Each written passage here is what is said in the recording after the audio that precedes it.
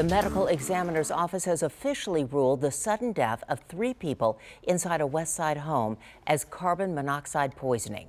56-year-old Thomas Cavazos, 10-year-old Healy, and 9-year-old Leann were found unresponsive Monday night.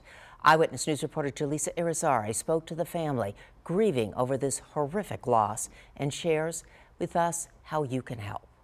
This is in December, it looks like. Shuffling through old photos only reassured Linda Lassiter of one thing. Their dad was the world to them. Her vibrant brother and 2 smiling nieces He loved those little girls more than anything. were loved. Just wanted to make sure that those 2 little girls had everything they wanted. And Lassiter believes her brother died doing just that.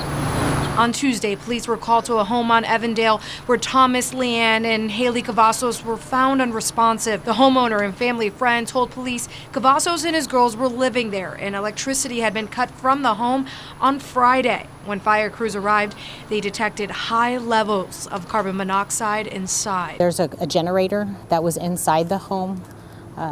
The generator was on, but it was no longer working, probably because it ran out of the electricity or whatever it was used to have it on. He was smarter than to put that in there, and we don't understand why he wouldn't do that, other than trying to care for his daughter. And while Linda and her family are still looking for answers as to how this possibly could happen, they now have to figure out how to say goodbye. It's not just losing one person, we lost 3 family members. The family is hoping the community will help and contribute via GoFundMe for burials they never thought they'd plan. It's something we weren't prepared to do.